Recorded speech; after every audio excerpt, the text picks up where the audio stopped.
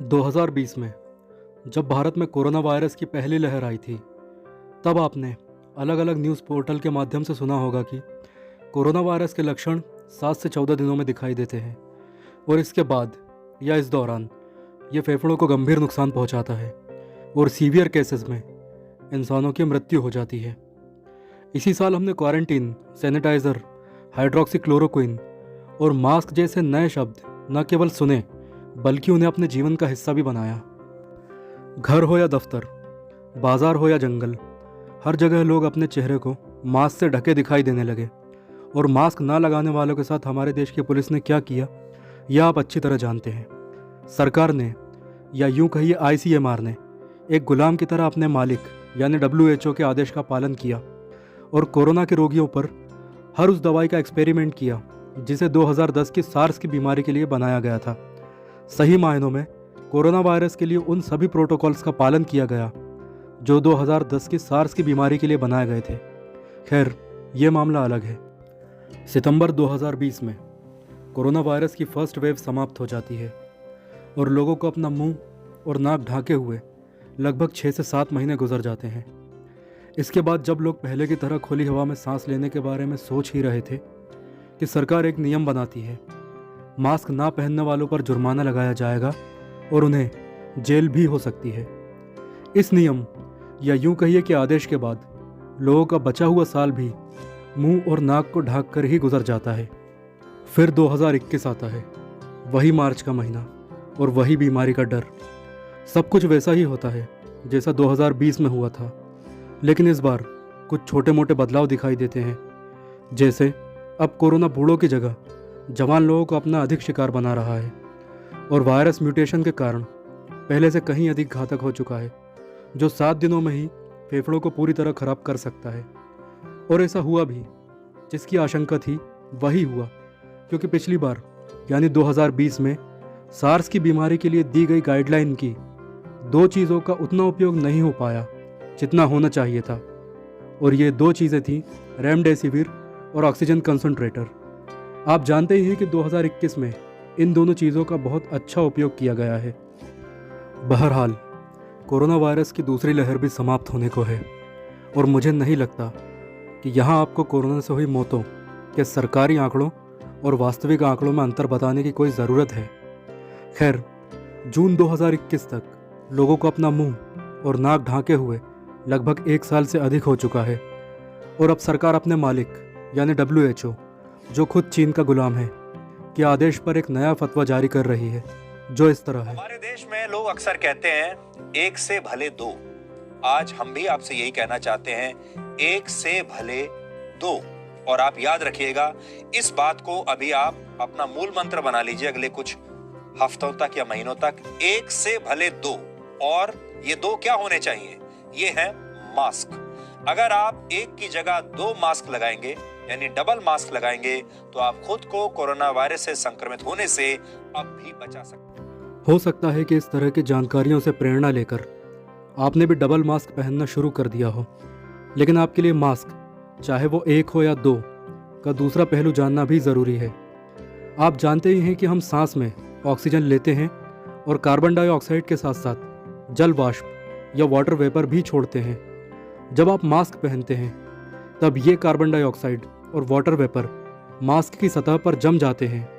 इसमें से कुछ कार्बन डाइऑक्साइड सांस के साथ वापस अंदर चली जाती है, जहां ये फेफड़ों में पहुंचकर ऑक्सीजन सैचुरेशन कम कर देती है, जबकि कुछ कार्बन डाइऑक्साइड मास्क पर जमी जल वाष्प के साथ क्रिया करके कार्बनिक एसिड बनाती है, जिसका pH 3 से 4 होता है। यहाँ pH को विशेष रूप से इसीलिए बताया गया है क्योंकि हाल फिलहाल में एक और बीमारी सामने आई है जिसका नाम है म्यूकरमाइकोसिस या ब्लैक फंगस। अब ब्लैक फंगस और मास्क का कनेक्शन समझते हैं। देखिए, मास्क की सतह पर 3 मुख्य चीज़ें पाई जाती हैं। पहली कार्बनिक एसिड, दूसरी मॉइस्चराइज़र या नमी, और तीसरी सलाइवा या लार, जिसमें पोषक तत्व होते हैं।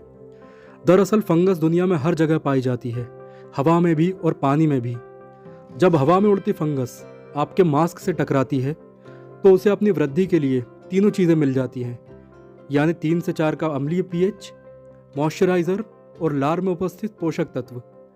अब आप अच्छी तरह से समझ चुके हैं कि 2021 में कोरोना के साथ साथ ब्लैक फंगस जैसी बीमारी अचानक कहां से पैदा हो गई।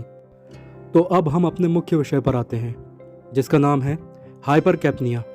इस बीमारी में खून में कार्बनिक एसिड की मात्रा और फेफड़ों में कार्बन डाइऑक्साइड की मात्रा बढ़ जाती है, और इसके कई कारणों में से एक कारण है मास्क को लंबे समय तक पहन कर रखना। तो अब इसके लक्षणों को भी समझ लेते हैं। इसका सबसे पहला लक्षण है ऑक्सीजन की कमी से होने वाले चक्कर। जब भी आप मास्क को लंबे समय तक लगा कर रखते हैं तो आपके शरीर में नेचुरली ऑक्सीजन की कमी हो ही जाती है, क्योंकि कार्बन डाइऑक्साइड बाहर नहीं निकल पाती और मास्क पर जमी कार्बन डाइऑक्साइड वापस अगली सांस में फेफड़ों में अंदर चली जाती है, जिसके कारण शरीर में ऑक्सीजन की कमी होती है और आपको चक्कर आते हैं। तो याद रखिए, जब भी आप मास्क लगाए हों और यदि आपको लगे कि आपको चक्कर आ रहे हैं तो तुरंत मास्क उतार कर कुछ देर गहरी लंबी सांसें खींच लीजिए।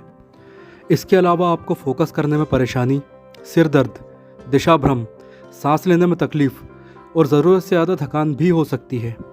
ये सभी हाइपरकैप्निया के प्राथमिक लक्षण हैं। इसके गंभीर लक्षणों में सीने और पेट में जलन होना और आंखों के सामने अचानक अंधेरा छा जाना शामिल हैं, क्योंकि ब्लड में जमा कार्बन डाइऑक्साइड ब्लड को एसिडिक या अम्लीय बना देती है। इसके अलावा दिमाग तक पर्याप्त मात्रा में ऑक्सीजन ना पहुंचने के कारण ब्लैकआउट या चक्कर भी हो सकते हैं। इसलिए बहुत अधिक सावधानी रखना ज़रूरी है, खासकर गाड़ी चलाते समय, क्योंकि ऑक्सीजन की कमी लंबे समय तक मास्क लगाने के बाद ही हो ऐसा नहीं है। हो सकता है कि मास्क लगाने के 1 या 2 मिनट बाद ही आपके शरीर में ऑक्सीजन की कमी हो जाए। इसलिए गाड़ी चलाते समय मास्क को नाक से नीचे करना बहुत ज़्यादा ज़रूरी है। अब समझते हैं कि 2021 में 2020 की तुलना में इतनी अधिक मौतें क्यों हुई हैं। तो इसके 3 कारण हैं। पहला, WHO के प्रोटोकॉल्स को मूर्खतापूर्ण ढंग से पालन करना। याद कीजिए, 2020 में पैरासीटामोल सहित कई अन्य एंटीपायरेटिक दवाएं यानी बुखार उतारने वाली दवाएं प्रतिबंधित थी। ऐसे समय में सामान्य सर्दी जुकाम और बुखार से होने वाली मौतों में बेतहाशा वृद्धि हो गई। भारत में हर साल केवल सर्दी जुकाम से ही 3 से 4 लाख लोगों की मृत्यु होती है। अजीब बात यह रही कि 2021 में इसी पैरासीटामोल के घरेलू उपयोग के लिए सरकारी दिशा निर्देश जारी कर दिए गए। यह उत्तर प्रदेश सरकार की कोरोना होम ट्रीटमेंट की गाइडलाइन है। इसमें आप पैरासीटामोल, आइवरमेक्टिन और डॉक्सीसाइक्लिन को साफ देख सकते हैं, जबकि पिछले साल यही सब दवाएं प्रतिबंधित थी। ये बहुत ही अजीब बात है। 2021 में हुई इतनी अधिक मौतों का दूसरा कारण ऑब्वियसली मास्क और लॉकडाउन ही रहा। लंबे समय तक मास्क पहनने और घर में निष्क्रिय पड़े रहने के कारण लोगों में ऑक्सीजन लेवल वैसे ही कम हो गया था। यही कारण रहा कि कोरोना की दूसरी लहर में लोग 14 की जगह 7 ही दिनों में गंभीर रूप से संक्रमित होने लगे, और रही सही कसर रेमडेसिविर और स्टेरॉइड दवाओं ने पूरी कर दी, जिसके कारण इम्यूनिटी कमज़ोर हो गई और ब्लैक फंगस जैसी नई नई बीमारियां आपके सामने आईं। और तीसरा कारण रहा कोरोना के रोगियों को संभालने की जिम्मेदारी जिले या संभाग के कुछ खास अस्पतालों को ही देना। आप जानते ही हैं कि सरकार ने कोरोना रोगियों को हैंडल करने की जिम्मेदारी शहर, जिले या संभाग के कुछ गिने चुने अस्पतालों को ही दी थी। ऐसे में यदि उस जिले में कोरोना फैलता है, साथ ही उससे सटे हुए आसपास के कस्बों और गाँवों में भी कोरोना फैलता है, तो वहाँ के रोगियों की सारी जिम्मेदारी उन कुछ खास अस्पतालों के पास ही थी। ऐसे में उन अस्पतालों पर लोड बढ़ता गया जिसे वो हैंडल नहीं कर सके, और इस कारण मौतों की संख्या में बेतहाशा वृद्धि हुई। जबकि कोरोना के इलाज के लिए अभी तक कोई दवा नहीं बनी। इसका इलाज केवल लक्षणों के आधार पर ही किया जाता है। जैसे ऑक्सीजन की कमी है तो ऑक्सीजन चढ़ा दी जाती है, और यदि तेज बुखार है तो एंटीपायरेटिक दवा दी जाती है। यदि लक्षणों के आधार पर ही इलाज करना था तो ये काम छोटे अस्पताल और प्राइवेट नर्सिंग होम्स भी अच्छी तरह कर सकते थे, लेकिन उन्हें ऐसा नहीं करने दिया। इसकी बजाय कोरोना के 100 मरीजों को एक साथ इन डेजिग्नेटेड अस्पतालों के कोरोना वार्ड में ठूस ठूस कर भर दिया गया, और इसका नतीजा आपके सामने ही है। तो दोस्तों, ये थे हाइपरकैप्निया सहित कुछ अन्य कारण जिन्होंने 2021 में तबाही मचाई। अब कोरोना की तीसरी लहर से निपटने की तैयारी की जा रही है, जिसके लिए सरकार ने डबल मास्क लगाने का सुझाव दिया है। बदकिस्मती से इससे लोगों का ऑक्सीजन सैचुरेशन और कम हो जाएगा, और हो सकता है कि 2022 में कोरोना 7 दिन की बजाय 2 या 3 दिन में ही लोगों को अपना शिकार बना ले।